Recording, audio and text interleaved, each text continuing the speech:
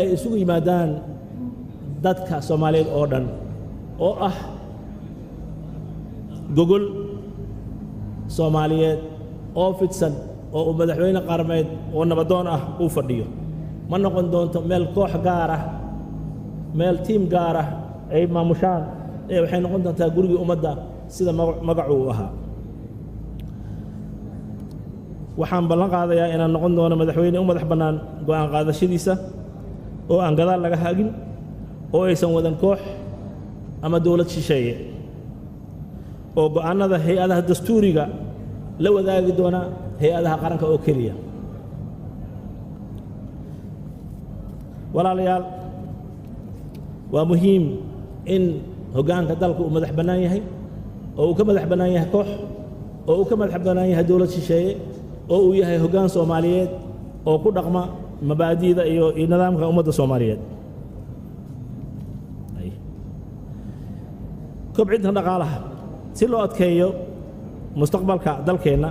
waxaan ku dadaalayaa inaan kobciyo dhaqaalaha shaqo abuur baahsan u sameeyo dhalinyarada aad ka baaratay u shaqala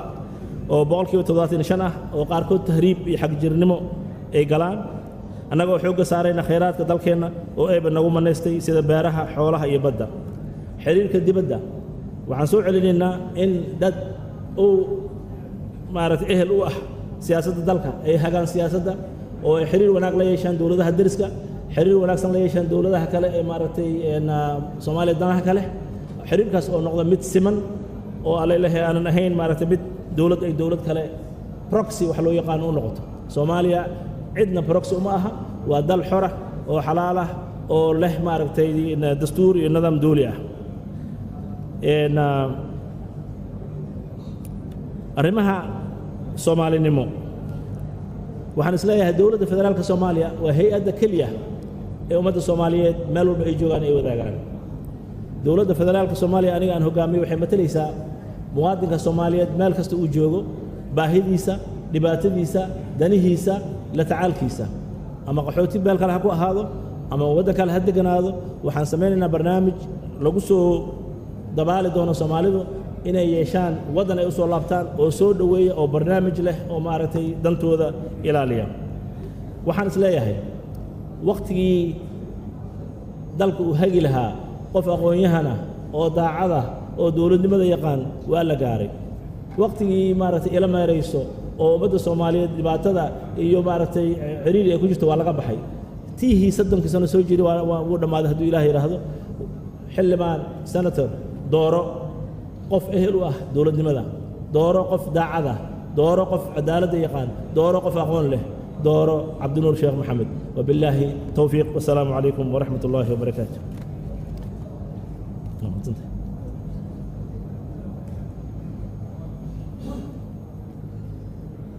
ومahadsan yahay musharax Cabdinuur Sheekh Maxamed Maxamuud waxaan u yeerayaa musharaxa ku xiga ee toddobaad waa musharax Cabdiraxmaan Cabdishakuur Warsame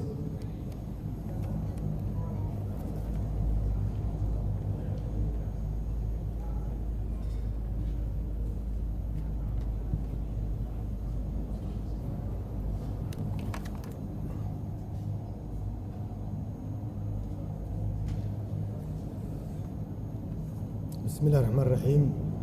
الحمد لله رب العالمين وبه نستعين على أمور الدنيا والدين وصلى اللهم على سيدنا محمد وعلى آله وصحبه وسلم أجمعين marka ugu horeysa waxaan salaamayaa guddoonka labada aqal iyo ku-xigeenadooda iyo guddiga doorashada mudanayaasha goobta jooga ee labada aqal waxaan ku salaamay salaanta islaamka assalaamu calaykum waraxmatullaahi wabarakaatuh muddo 5 sano ka hor ayaan baarlamaanka golahan cod weydiistay kuma aanan guulaysanin guushii waxay raacday madaxweynaha hadda xilkiisa dhammaaday markii aanan guulaysan waayey dalka kama aan tegin waan joogay 5 sano bulshada ayaan dhex joogay oo aan ka shaqaynayay inaan isku dayo toosinta dawladda difaacda xuquuqda muwaadinka u hiilinta ama u hadlidda dadka iyo deegaanada dulman wacyigelinta joogta ah u sameeyay bulshada oo aan kala hadlay arrimaha dawladnimada iyo dawlad wanaagga intaba waxaasoo idil waxaa iga soo gaaray dhib aad u fara badan si aad la socotaan oo isugu jira dil loo geystay saraakiil ciidan oo ilaaladeeda ahayd dacaayad loo sakhiray kumanaan kun oo qof oo anay igu wajahan caburin aan kala kulmay iyo cadaadis xoog leh oo dalka gudihiisa iyo dibaddiisaba la iga saaray oo ah diblomaasiyaddii iyo xooggii dowladda la ii adeegsaday waxaa iiga sii horraysaa la socotaan 12 sano oo la yidhahaa cabdiraxmaan cabdishakuur bad ayuu iibsaday intaasoo dhan waxaan u haystaa inay imtixaan u ahayd oo la tijaabinayey inta uu la egyahay dulqaadkayga inta uu la egyahay sabarkayga inta uu la egyahay mowqif inaan ku sugnaado inta uu la egyahay adkaysigayga ama gegsigayga inta uu la egyahay inaanahay hoggaan u qalma dalkan iyo dadkan inuu hoggaamiyo waxaan rabaa qof kasta oo dhib ii geystay hadduu yahay mid gacan ah ama haddii yahay mid af ah ama hadduu yahay mid qalbi ah intaba inaan iska cafiyo idinkana aan cafis in weydiisto mudanaan ii marwooyin sidaa la socotaan dalkeenna 5 sano lasoo dhaafay dhibaatooyin badan ayaa ka dhacay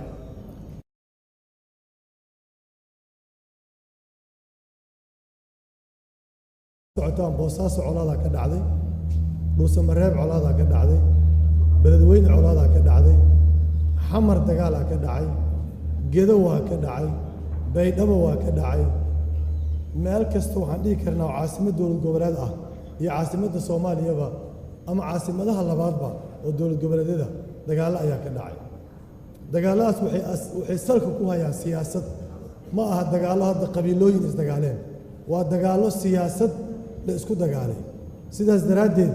dalkani wuxuu u baahan yahay marxaladda soo socota hoggaan u istaagi kara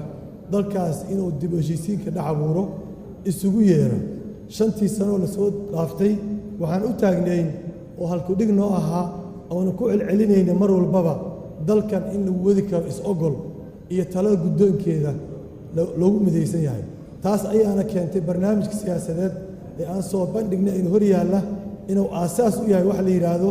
wadajir oo ah annagoo wada jirna iyo wadatashi talo wadatashi ku dhisan labadaas ayaan ka soo dheraandherinay barnaamijkiina hor yaalla isaga ah saas daraaddeeda waxaan leenahay annaga oo victim u ahayn rajiimka hadda wakhtigiisa dhammaaday waxaan diyaar u nahay inaan gacan u fidinno cid kasta oo dhib noo geysatay gacantaasna haddii aadna doorataan oo fursad noo siisaan xildhibaanada labadiinna aqal dadka soomaaliyeeda kala irdhoobayna inaan ku raadinno gacantaas ayaan diyaar u nahay oo dibuusiin dhab ah aan soomaalida ka samayno ayagoo garowsan haddii annaga aan tanaasulnay ayagana inay tanaasulayaan annagoo garowsan ayaan halkaas rabnaa inaan ka anba qaadno waxaan rabaa inaan 2 qodob uga noqdo khudbadii aan jeediyey 2016kii oo golaha sharaftale aan u jeediyey labadaas qodob waxay yihiin suurad ku jirta ay suuratul-kahfi ku jirtay oo ka hadlaysay dalqarnayn iyo wixii dhex maray qoladii tabaalaysneed oo weydiisatay inuu gacan siiyo oo weliba ayagoo dhahay waxaan ku siinaynaa kharaj adigaan dhaqaale ku siinaynaa qaaluu waxay ina ya'juuja wama'juuja mufsiduuna fi lardi fahal najcalu laka kharjan calaa an tajcala baynana wa baynahum saddan ay dheheen dhaqaale aan ku siino oo kharash aan ku siino annaga iyo qoomkan ya'juuj iyo ma'juuj la yidhaahdo teed noo kala dhex dhisay ku yidhaahdeen asagana wuxuu ugu jawaabay qaala maa makannii fiihi rabbii khayr faaciinuunii biquwa waxa ilaahay imakaniyaa iga khayr badane awoodda igu kaalmayou dhahay awoodda wax haystay ayagay ahaayeen xataa idaa saawaa bayna sadafayni qaala anfuqu markuu labadiisa oo isku soo dhoweeyey ayagoo yidhi afuufa aatuunii zubar alxadiidoo dhaha markii hore zubarka xadiidka ay haysataan ii keena waxa awooddooda iyo zubarka xadiidka iyo waxa dhan la isticmaalaya ayagay ahaayeen taasoo macnaheeda yahay dalkan soomaaliyeed khayraadaa ku jira bashar awood lahaa joogo soomaali la yidhaahdo oo dowlad la'aan wax kasta ayaga samaystay hadday tahay koronto hadday tahay biyo hadday tahay bangiyo hadday tahay diyaarado hadday tahay waddooyin hadday tahay jaamacado hadday tahay iskoollo dadka ayagaa samaystay waxa ay la'yihiin waxaa waaye hoggaankaasoo kaletaa dalqarnayna oo awooddooda ama potentialitigooda uga faa'iideeyey oo uga faa'iideeya khayraadka ay haystaan oo uga faa'iideeya dadnimada ay leeyihiin ee soomaaliyeed ayay la'yihiin dadka waxay la'yihiin waa intaas sidaas daraaddeed barnaamijkayga siyaasadeed wuxuu ku salaysan yahay 5 qodob shantaas qodob waa shanta maalintii dowladda la dhisay ee Soomaali carti isugu timid lagu heshiiyey in la fuliyo laakiin nasiib daro shan maamul oo isbedesho kan hadda joogo u dambeeyo shantaas qodob waxba kama qabanin anigana waxa aan ballan qaaday waxay tahay inaan shantaas uu xoog saaro si kooban hadda uga hadlana waxa waaye midda koowaad oo ah dhamaystirka dastuurka waa dastuurka in la dhamaystiro maxaa ahmiyad siinaya dastuurka in la dhamaystiro dastuurka in la dhamaystiro waxaa ku jira dib u heshiis siyaasadeed ku dhex jirta dib u heshiis siyaasadeed haddaan maqashid dastuurkay ku dhex jirtaa say ugu dhex jirtaa waxay u dhex jirtaa waxa la isku hayaa waxay tahay awoodda iyo sida loo isticmaalayo sida loo qaybinayo hadday tahay heer federaal iyo hadday tahay heer dowlad goboleed waa qodob saasoo kale khayraadka dalka ku jira sida loo qaybinayo naftiisa waxa la isku haysto ka mid yahay deeqaha dalka soo gala ama dakhliga soo xarooda sida loo qaybinayo iyo sida loogu qaybsanayo intaba loolanka siyaasadeed ee siyaasadda lagu barantamayo sida xanafta looga ilaalinayo oo mid madaniya looga dhigayo waxaasoo idin waxaa waaye dastuurkay aasaas u yihiin asagay ku jiraan haddaan marka qodobadaas laga hadal dastuurka lagu dhammaystirin ma dhacayso dib u heshiis siyaasadeed sida hadda aan sheegay min boosaaso ilaa igada la isku dagaalsan yahay iyo dagaalka u taagnaa doonaa sababtoo ah dagaalkaas waa dagaal siyaasadeed waa inaan ogaanaa ma aha dagaal daaqsin iyo dagaal xadeed iyo dagaal beeleed maaha waa dagaal siyaasadeed dastuurkii marka shantii maamuleena soo dhaaftay dastuurkii ma aysan dhammaystirin dastuurku wuxuu u baahan yahay in la dhammaystiro go'aan dhiirasho loo u baahan yahay wuxuuna u baahan yahay hoggaanka dalka inuu political will wax la yidhaahdo uu hoggaansan ama rabitaan siyaasadeed xaggiisa oo ka yimaado qodobka labaad waa doorasho qof iyo coda doorashada aan maalin kasta qabanno oo shantii maamul ayna soo dhaaf ay qabanayeen waxay ahayd doorasho marna odayga wax soo qorayo marna ergo wax soo dooranayso iyo tii ugu dambaysa had dowlad goboleeda ay soo magacaabayeen xildhibaanada aan ku soo dhammaannay oo ayaga dhan musuq iyo gacanka hadal iyo dhibaato ay ka abuurmaysay oo qofku asaga leeyahay xildhibaanka anaa keensanaya taasi looga baxo oo awoodda shacabka loogu celiyo waxaan u baahannahay in doorasho qof iyo cod la qabto shantii maamul ee soo dhaaftayna ma aysan qabanin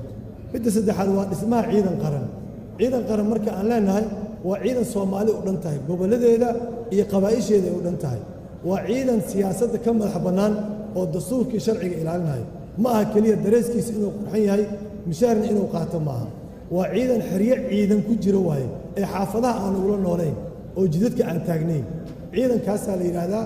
oo ah ciidan ilaalinaya waajibka qaran ee asaga aan saaran ee madaxda aan weeraraynin mucaaradka aan jidka u galaynin kuwa mudaharada aan xabadaynaynin ciidankaas waa ciidankaas sheegayno oo ciidan qarana ciidan qaran haddaan dhisannane amisomna waa naga maaransiinayaa al-shabaabkana wuu naga celinayaa taas waa qodobka saddexaad midka afraad waxaa waaye ka guulgaarista wadahadalka Soomaaliya iyo Somaliland shantii maamul arrintaas ma aysan ku guulgaarin in Soomaaliya iyo Somaliland ay wada hadlaan oo meel la saaro oo tabashada ay qabaan walaalaheen iyo waxa ay damacsan yihiin oo ay ka damacsan yihiin ayatiinka wadahadalka lagala hadlo ma aysan dhicinin wadahadallo iska shirar ah oo aan anjado lahayn oo aan road map lahayn oo milestones aan lahayn oo aan qorshe meel ka bilowdo meel ku dhimaado lahayn oo ajadayaasha wadahadalka laga wada hadlayo waxay yihiin aan lahayn oo Soomaalida dowladda federaalka ay heshiis ku ahayn sida loola hadlayo Somaliland ayaa soo dhacay midka shanaad waa maqaamka caasimadda gobolka Banaadir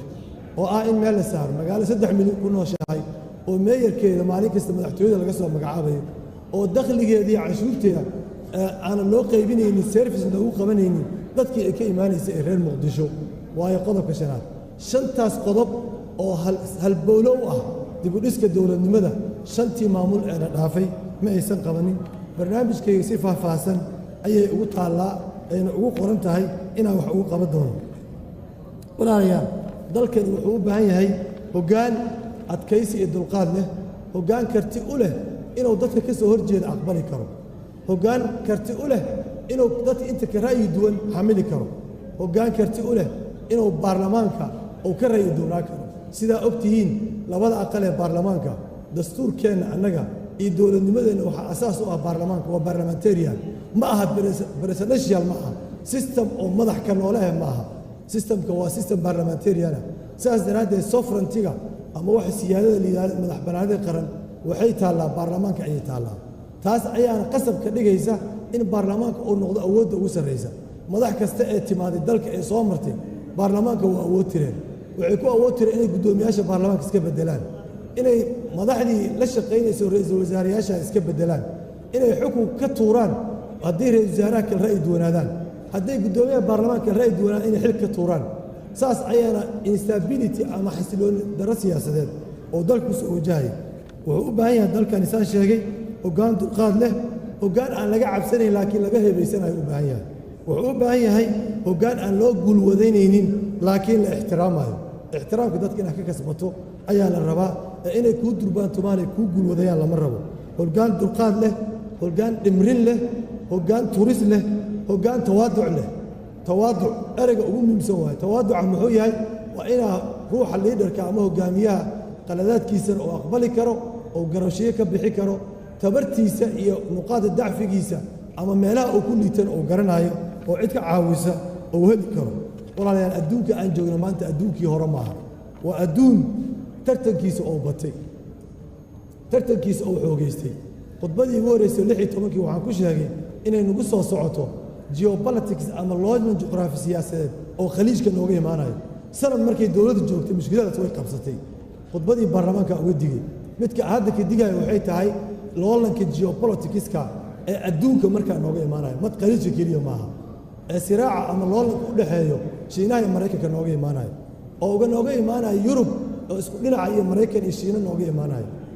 bariga afrika ama geeska afrika waa ogtihiin qolo kasta waxay u soo magacaabatay ergey gaar ah shiina hadday tahay maraykan hadday tahay yurub hadday tahay waa area ama waa gobol maslaxad weyn laga leeyahay haddaan marka gara karin sidaan u maaraynayno arrintaas ama hoggaan aan gara karin oo yimaado oo keliya ah inuu un xilka la qabta keliya loo imaanin ee fahamkaas loo yimaado waxay u baahan taas arrinta ayada ah inaan ka digtoonaano waxaan u baahannahay adduunka hadda waxaa yaraanaya dhaqaalihiisii si uu covid-19 u dhacay waxaa yaraanaysa ahmiyadda la siinaayo waddamada soomaaliya oo kaleeta aad u yaraanaysa xagga dhaqaalaha markii la yidhaahdo haddaan lehelin marka hoggaan la jaan qaadi kara adduunkan cusub oo waxaan ay yidhahdaan clarity official leh oo aan articulate garay karin ishuyada dalka leeyahay oo aana formulate garay karin institutionka democratiska oo ay ku xiran tahay deyn cafintii wixii la mid ah haddii aan la helin dalkani halis ayuu ku jiraa sidaas daraaddeeda waxaan u baahannahay in aan arrintaas iyada ah aan guntiga isaga dhigno oo aan samayno dadaal fara badan aan samayno meesha ugu dambayso aan uga baxayo waxay tahay waxaan u baahannahay in doorashadii soo dhacday waan ogahay xildhibaano badan oo halkaan fadhiya oo labada aqal ee baarlamaanka ku jira qaabka ay ku imaadeen dhammaanteen waan is ognahay waxay ku imaadeen duruufo oo ayaga raalli ka ahayna lagu soo saaray sidaas daraaddeed markay codka dhiibayaan waxay fiirinayaan duruuftii ay ku soo baxeen iyo damiirkooda labadaasaa loolan ku jira duruuftii aad ku soo baxday iyo damiirkaada aad ku codaynaysid labadaas loolan ayaa ku jira haddii qof abaalkugu leeyahay abaalka qarankaa ka weyn annagoo og in xildhibaanada la soo magacaabay oo dad soo magacaabeen oo aysan tartan ku imaanin oo ay dad tartamaya hadda jeebabka ku wataan xildhibaano ay soo magacaabeen ayaan oggolaannay inaan tartanno taas inaa ogaatiin waayo waxaan u oggolaannana waxay tahay danta soomaaliyeed saas ku jirtaan garowsannay sidaas daraaddeed damiirkiinna iyo duruuftiinna waxaan rajaynaynaa inay damiirkiinna ka xoog bato duruufta aad ku soo baxdeen oo dalka aad ugu helisaan hoggaan daacad ah oo dulqaad leh inaad u doorataan waa mahadsantihiin wasalaamu calaykum waraxmatullah